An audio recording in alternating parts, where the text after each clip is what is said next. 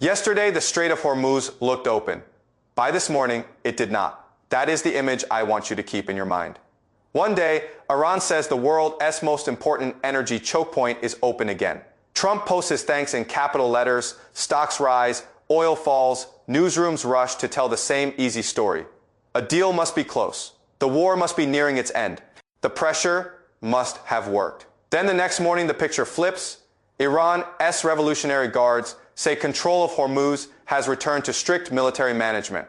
Ships begin turning around. Some vessels go dark. Tehran stops talking like a state that has been forced into submission and starts talking like a state accusing America of piracy and maritime robbery.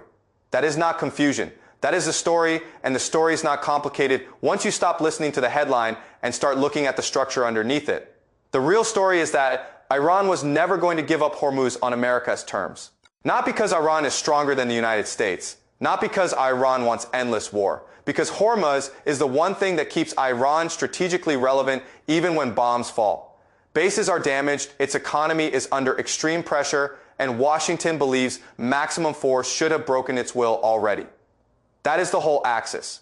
America wants to prove that it can control the world's most important energy choke point and force a regional power to accept the political meaning of American military dominance. Iran wants to prove that Hormuz remains, in practice, an Iranian gate, not just during a crisis, not just for a week, as a permanent feature of the strategic map. Those two things cannot both be true at the same time. There is no elegant midpoint, there is no clean compromise in which America demonstrates undisputed control of Hormuz, while Iran also establishes durable sovereign authority over Hormuz. One side wins that argument, or nobody does. That is why yesterday's optimism was always too shallow. The mistake was not that people saw movement and wanted relief. Relief is understandable. Markets were desperate for it. Importers were desperate for it. Governments were desperate for it. But they mistook a tactical opening for a strategic surrender. Iran did not reopen Hormuz because it had accepted America's logic. Iran reopened it briefly because selective movement was useful, and then it tightened again because the underlying argument had not changed. To understand why that was predictable, you have to stop thinking only about missiles and airstrikes and start thinking about incentives. This is where game theory becomes more honest than politics. Politics tells you what states say they want. Game theory asks what they cannot afford to give up. America says it wants the strait open, Iran's nuclear threat neutralized, a deal, and an end to the war. But what America actually wants is bigger than that. It wants proof. Proof that military pressure still decides the meaning of the map. Proof that when the United States draws a line around an energy artery, the world still treats that line as decisive. Proof not only for Tehran, but for Beijing, Moscow, and every government watching to see whether American force still carries the same political authority it used to. Iran says it wants the blockade lifted, frozen funds unfrozen, sovereignty respected, and wider terms recognized. But what Iran actually wants is deeper than all of that. Iran wants Hormuz to become inseparable from Iranian permission. It wants every oil importer, every insurer, every shipping company, every Gulf monarchy, every major power to internalize one lesson: if you need stable passage through that corridor, you must deal with Tehran. That is not a wartime objective, that is a structural objective. And once a state is fighting for the one feature that keeps it strategically indispensable, it does not surrender that feature simply because the pain is severe. It only surrenders if the pain becomes collapse. And that is where most of the easy American analysis has missed the point. Pain is not collapse. Pain means a state is suffering. Collapse means it can no longer make meaningful choices. Iran is in pain, but Iran has not collapsed. And the reason it has not collapsed is not simply Iranian resilience. It is China. Not China as a headline friend of Iran, not China as a ceremonial diplomatic partner. China as architecture, China as a decade of preparation, China as the quiet system that made sure this exact moment would not end in Iranian economic suffocation. That is the real hidden story if you want to understand why Iran could close Hormuz again after 50 days of intense bombing after the death of its top leader. On day one, after deep damage to its bases and infrastructure, after the harshest American pressure campaign it has ever faced. Then you have to look at what Beijing built between 2018 and now I call it the decade of quiet. Because this was never one dramatic alliance announcement. It was 10 years of building ladders under the floorboards. The first ladder was money, when Trump walked away from the nuclear deal and restored maximum pressure sanctions in 2018. China made a decision that Washington never treated with the seriousness it deserved. Beijing decided Iran would not be left inside a pure dollar trap, so China bought Iranian oil in yuan rather than dollars. That mattered because American sanctions do not simply punish. They isolate, they work by forcing countries through payment systems Washington can see, block, or weaponize. The moment China built a yuan-based payment path for Iranian oil, Iran no longer depended fully on the financial channels the United States controlled. That did not make sanctions irrelevant. It made sanctions incomplete. The second ladder was concealment. China's shadow tanker system, perfected over years, turned Iranian oil into something much harder to choke than Washington assumed. Ships went dark, flags shifted, ownership blurred. Cargoes moved through ship to ship transfers. Iranian crew disappeared into mixed documentation and reappeared as something else. Official records could show one thing, physical flows could show another. And the difference between those two things was oxygen. The system did not need to move every barrel openly. It only needed to move enough. The third ladder was time. China accumulated enormous strategic reserves, helped in part by quietly buying discounted Iranian and Russian barrels over time. So when Hormuz became a war story and the outside world started panicking over price shocks and supply interruptions, China was not discovering vulnerability for the first time. It had prepared for it. That matters because the energy shock the United States wanted to use as coercive pressure on Iran only works cleanly if the countries most able to cushion Iran's fall are also panicking. China was not panicking. China had built time into the system. The fourth ladder was visibility. The quiet decade was not just about money and tankers. It was about intelligence, targeting, and the ability to help Iran survive inside a battlefield it could not dominate conventionally. The significance here is not just one satellite or one technology transfer. The deeper point is that Iran did not enter this war alone inside an informational vacuum. It entered the war sitting on top of a broader support architecture that increased its ability to see, endure, adapt, and recover. Once you understand those ladders, the entire story changes. Iran's confidence this morning did not emerge from nowhere.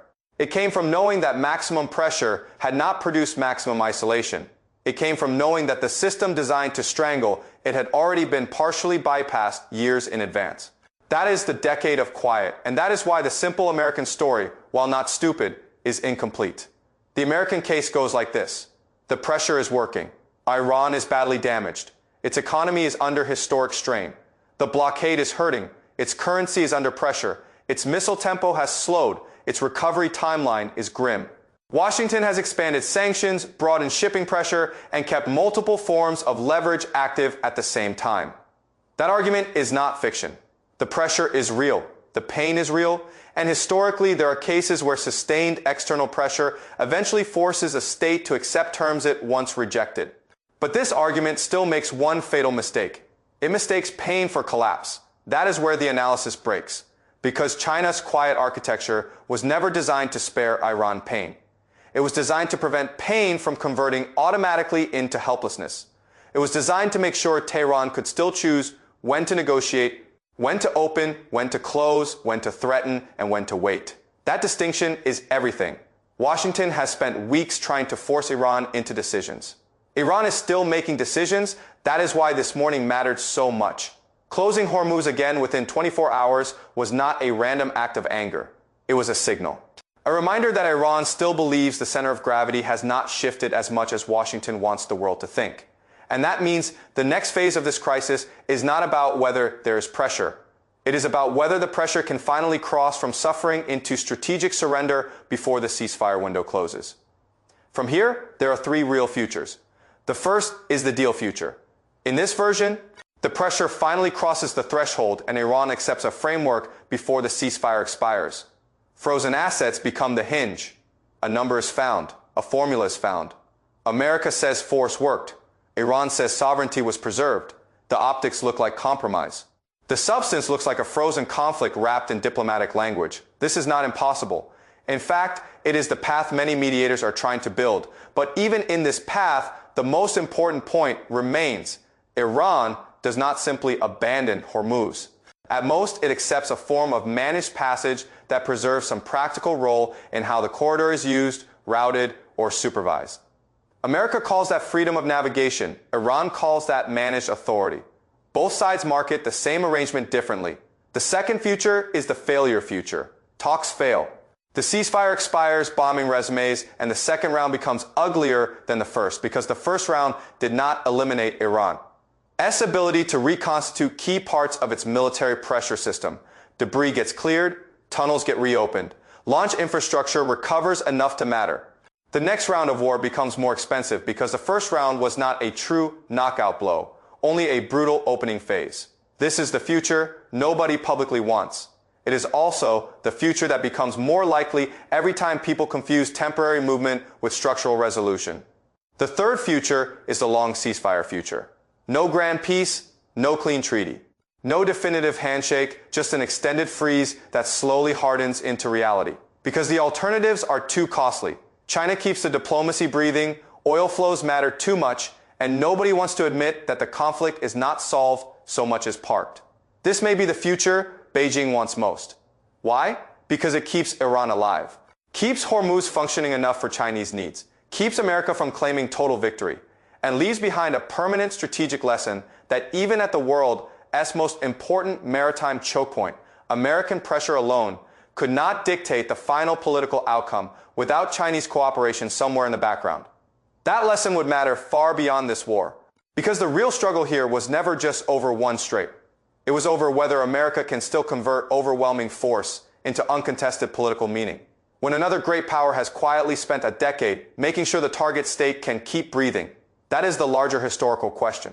And this is why I think the public conversation is still one full layer too shallow. People are asking whether Iran blinked. That is not the right question. The better question is whether the war has already revealed something much bigger, that America is trying to solve a three-player game while publicly talking as if only two players matter. That is the analytical error. If the real structure is America, Iran, and China, then any strategy that treats China as an external observer rather than as the hidden architect of Iran's endurance is going to misread both the bargaining and the battlefield. This is not prophecy. It is structure. It is incentive. It is the predictable result of a decade spent building around sanctions, around dollar power, around maritime vulnerability, around the possibility that one day Washington would try to decide the meaning of Hormuz by force. Yesterday, people saw open water and wanted to believe the crisis was ending.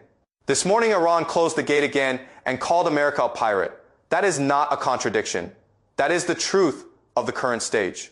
The truth is that the crisis has entered the part where every public signal is really a signal about endurance, leverage, and who still has the power to define normality.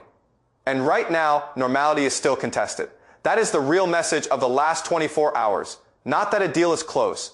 Not that the war is over. Not that Iran is stronger than America. The message is narrower and more dangerous. China spent 10 years building the reason Iran does not have to give up Hormuz on America's terms. And now that reason is operating in public. So the next thing to watch is not only what Tehran says or what Trump posts. Watch what Beijing does not say. Watch the silences. Watch whether the pressure for an extended ceasefire intensifies without a dramatic public breakthrough. Watch whether the diplomacy becomes more active while the rhetoric becomes quieter.